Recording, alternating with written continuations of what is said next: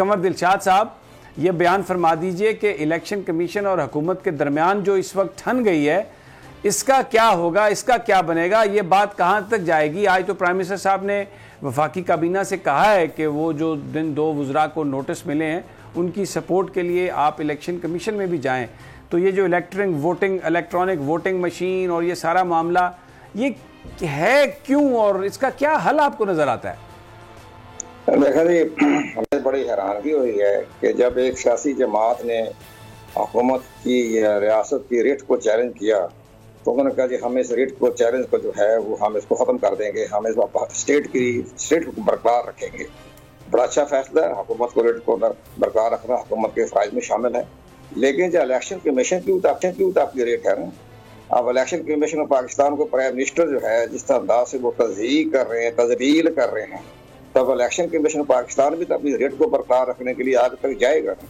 اب وہ معاملہ یہ ہو رہا ہے کہ جب جو دو منسٹروں کے بارے میں جو باقاعدہ ان کی ہیئرنگ ہونے والی ہے، ڈیٹے بڑھا رہے ہیں، ایکسٹینڈ کر رہے ہیں، تو الیکشن کمیشن جو ہے اس لحاظ سے اسٹیپ بائی اسٹیپ جا رہا ہے کہ ان کی ساری جتنی بھی بدگمانیاں ہیں وہ پریس میں بھی آ جائیں اور ہمارے ہاں جواب بھی داخل ہو جائیں. جب تک ہم اس کے بارے میں اہم فیصلہ کریں آئین کے آرٹیکل 204 اور الیکشن ایکٹ 2017 کا سیکشن 10 کے تحت، تو جب یہ سپریم کورٹ میں جائیں تو سپریم کورٹ میں یہ الیکشن کمیشن پاکستان کہہ سکتا ہے کہ جناب ہم نے تو ان کو بار بار انوائٹ کیا، شوکاز کے جواب طلب کیا، ان کو انوائٹ کیا، تو یہ انہوں نے آنے کی زحمت نہیں کی بلکہ ہماری تذلیل کرتے رہے. یہ تمام پریس کی خبریں ہیں اور یہ پرائم منسٹر صاحب کی فرمانان ہیں یا فرمودات ہیں.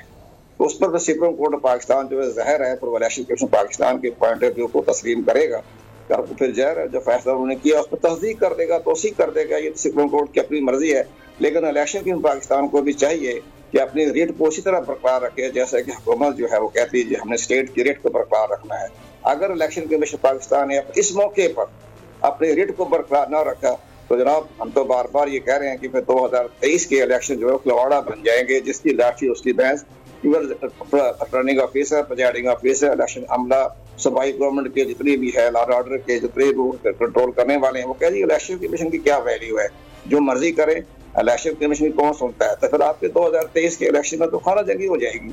اب اس لیے پھر الیکشن کمیشن پاکستان کا فرض بنتا ہے کہ اپنے آئین اور قانون کے مطابق اپنا فیصلہ کریں اور کسی کے چہرے نہ دیکھیں. ان کو چہروں کو تو پرسوں ختم ہی کر دیا، جب ایک معاہدہ ہوتے ہوتے آپ دیکھ ہی لیا وہ چہرے کہاں چلے گئے.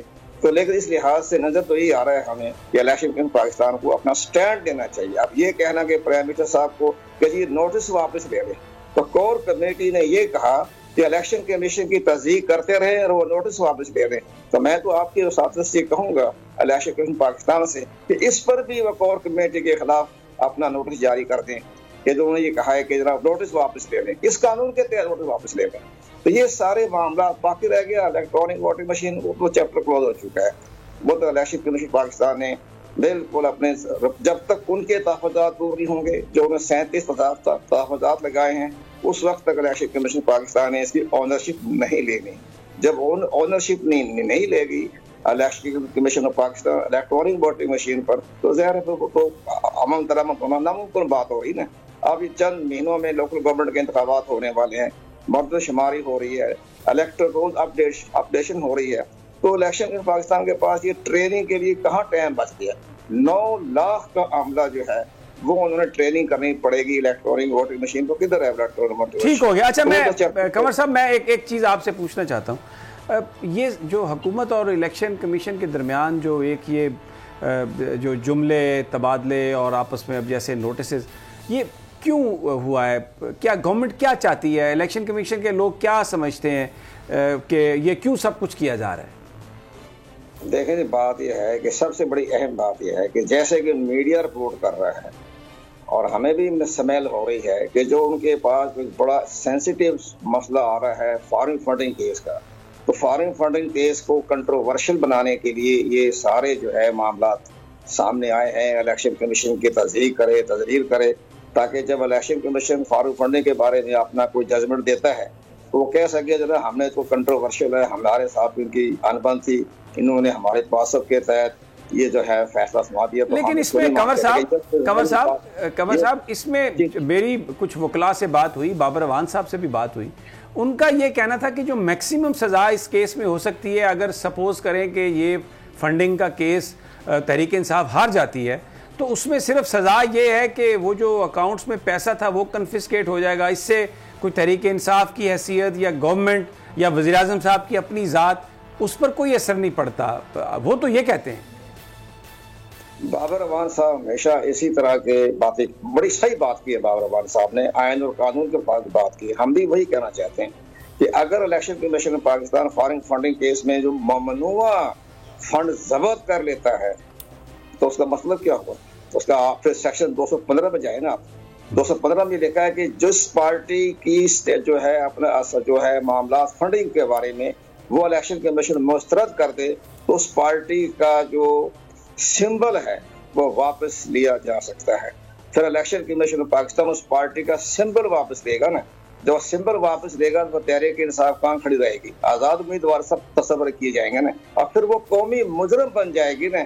تو پھر جو اپوزیشن پارٹیاں جو ہیں وہ سپریم کورٹ میں جائے گی، وہ کہے گی کہ جناب اس پارٹی کا ممنوع فنڈ ضبط کر لیا الیکشن کمیشن پاکستان پہ حق سرکار. تو پھر اس پارٹی کا وجود کیسے رہے گا جناب؟ بابر اعوان صاحب یہ بھی دیکھیں نا، وہ پارٹی پہ کہاں کھڑی ہوگی؟ وہ پارٹی جس کے ممنوع فنڈ ضبط ہو جائیں، پارٹی کے فنڈ ضبط ہو جائیں تو پارٹی کہاں کھڑی ہوگی؟ بابر اعوان صاحب یہ ذرا پرائم منسٹر صاحب کو ذرا سمجھایا کریں نا. تو یہ بات سب سے بڑی اہم بات صحیح کہی ہے بابر اعوان صاحب نے، درست فرمایا انہوں نے کہ جناب سزا تو اتنی ہوگی نا کہ ممنوع فنڈ ضبط کر لیں گے تو جناب جس کی آپ ممنوع فنڈ ضبط ہو جائے گی تو اس پارٹی کا وجود کا ختم ہو گیا، وہ تو پارٹی غیر مسلم قرار دی، غیر قانونی قرار دی جائے گی نا کہ جناب آپ کے فنڈنگ باہر سے آ رہے ہیں. جب آپ نے ایک پارٹی کے بارے میں یہ کہا کہ ان کے انڈیا سے فنڈنگ آ رہے ہیں جیسے کہ چند روز اخباروں پہ آ رہا تھا تو بڑی غلط بات تھی، سزا ملنی چاہیے تھی اگر ان کے پاس ثبوت ہے تو. اب وہ ثبوت پیش ہو جائیں، ان کا یہ فارن فنڈنگ میں یہ ممنوع جو ہے یہ ہے فنڈنگ آئی ہے غیر ملکوں سے جو کہ آئین اور قانون جانچ نہیں دیتا تو اس پارٹی کا وجود کہاں رہے گا جناب؟ تو یہ بابر اعوان صاحب سمجھائے گا. ٹھیک ہے، 215 کیا قمر صاحب بہت بہت شکریہ. وقت کا ٹائم جو شو کا وقت ختم ہو گیا. آپ نے بڑی امپورٹنٹ کہی کہ اگر ثابت ہو گیا کہ یہ ممنوع فنڈنگ تھی تو اس کے جو کنسیکوینسز ہیں اس میں پارٹی جو ہے وہ اپنا انتخابی نشان لوز کر سکتی ہے. اور پھر اگر یہ معاملہ سپریم کورٹ میں جائے تو قمر دلشاد صاحب کی یہ رائے ہے کہ اس میں تحریک انصاف کو نقصان پہنچ سکتا ہے. سبسکرائب کریں اور بیل دبائیں تاکہ کوئی خبر رہ نہ جائے.